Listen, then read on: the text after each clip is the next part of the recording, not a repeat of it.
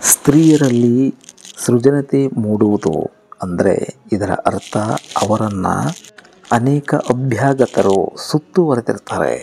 ಬುದ್ಧ, ಮಹಾವೀರರು ಹಿಂದಿನ ಜನ್ಮದಲ್ಲಿ ಜನ್ಮ ತಾಳಿದಾಗ ಅವರ ತಾಯಿಯಂದರಿಗೆ ಕೆಲವು ಅಭ್ಯಾಗತರು ಕನಸು ಕಾಣ್ತಾ ಇದ್ದರು ಅಂತ ಹೇಳಿದ್ದಾರೆ. ಈ ಕನಸುಗಳ ಕಾರಣದಿಂದಾಗಿಯೇ ಅವರು ಜನ್ಮವನ್ನು ಎತ್ತಿದ್ದು ಅಂತ ತಿಳಿಸಲಾಗಿದೆ.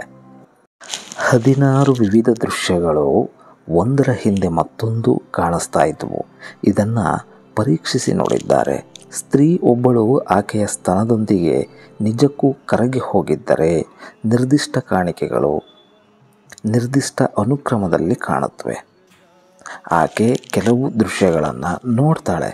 ಬೇರೆ ಬೇರೆ ಸ್ತ್ರೀಯರಿಗೆ ಬೇರೆ ಬೇರೆ ರೀತಿಯಲ್ಲಿ ಕೆಲವು ಚಿಹ್ನೆಗಳು, ಆಕೃತಿಗಳು, ಮಾನವ ರೂಪಗಳು. ಆಕೆ ಒಂದು ಮಗುವಿಗೆ ಜನ್ಮ ನೀಡುವ ಸಮಯದಲ್ಲಿ ಈ ರೀತಿ ಕಾಣ್ತಾ ಹೋಗುತ್ತೆ. ಸ್ತನಗಳು ಕರಗ್ತಾ ಇದ್ದ ಹಾಗೆ ನಾನು ಯಾವ ಮಗುವಿಗೆ ಜನ್ಮ ನೀಡ್ತೀನಿ ಅನ್ನೋದನ್ನು ಆಕೆ ಕಾಣ್ತಾ ಹೋಗ್ತಾಳೆ. ಆಕೃತಿ ಕಾಣುತ್ತೆ. ನಂತರ ಹೆಚ್ಚು ಸ್ಪಷ್ಟವಾಗುತ್ತೆ. ಆಕೆ ತಾಯಿ ಆಗ್ತಾ ಇದ್ದ ಹಾಗೆ ಅಥವಾ ಆಗದಿದ್ದರೂ ಆಕೆಯ ಸುತ್ತ ಅಪರಿಚಿತ ಸುಗಂಧ ದ್ರವ್ಯದ ಪರಿಮಳ ಮೂಡುತ್ತೆ.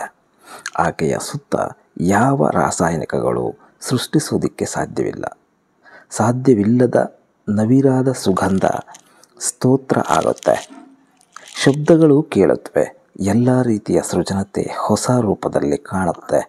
ಈ ಸಮಯದಲ್ಲಿ ಚಿತ್ರಕಲೆಗಾರರು, ಸಂಗೀತ, ಕಾವ್ಯ, ಶಿಲ್ಪಕಲೆ, ಮಹಾನ್ ಆಧ್ಯಾತ್ಮ ಸಾಧಕರು ಜನ್ಮ ತಾಳುವುದೆಲ್ಲವೂ ಇಂಥ ಸ್ತ್ರೀಯರಿಗೆ ಮಾತ್ರ. ಇದು ಎಷ್ಟು ನೈಜತೆ ಆಗಿರುತ್ತೆ ಅಂದರೆ ಆಕೆಯ ವ್ಯಕ್ತಿತ್ವವನ್ನು ಸಂಪೂರ್ಣವಾಗಿ ಬದಲಾಯಿಸಿಬಿಡುತ್ತೆ. ಆಕೆ ಭಿನ್ನ ವ್ಯಕ್ತಿ ಆಗ್ತಾಳೆ. ಈ ರೀತಿಯ ಕಾಣಿಕೆಗಳು ನಿಧಾನವಾಗಿ ನಿಲ್ಲುತ್ತಾ ಇದ್ದ ಹಾಗೆ ಶೂನ್ಯತೆ ಘಟಿಸುವ ಕ್ಷಣ ಅನ್ನೋದು ಒಂದು ಬಂದು ಬಿಡುತ್ತೆ ಸ್ನೇಹಿತರೆ. ಆ ಶೂನ್ಯತೆ ಎಲ್ಲ ಧ್ಯಾನಕ್ಕಿಂತ ಉತ್ತುಂಗ ಸ್ಥಿತಿಯದ್ದು. ಇದನ್ನು ನೆನಪಿಡಿ. ಸ್ತ್ರೀಯರು ಶಿವನ 3ನೇ ಕಣ್ಣು ಅಥವಾ ಶಿವನೇತ್ರದ ಮೇಲೆ ಏಕಾಗ್ರತೆಯಿಂದ ಧ್ಯಾನ ಮಾಡಬೇಡಿ. ಬದಲಿಗೆ ಸ್ತನಗಳ ಮೇಲೆ ಗಮನವನ್ನು ನೀಡಿ. ಸ್ತನದ ತೊಟ್ಟಿನ ಮೇಲೆ, ಎರಡನೆಯದಾಗಿ ಕೇವಲ ಒಂದು ಸ್ತನದ ಮೇಲೆ ಕೇಂದ್ರೀಕೃತರಾಗಬೇಡಿ. 2 ಸ್ತನದ ಮೇಲೂ ಕೇಂದ್ರಿತರಾಗಿ.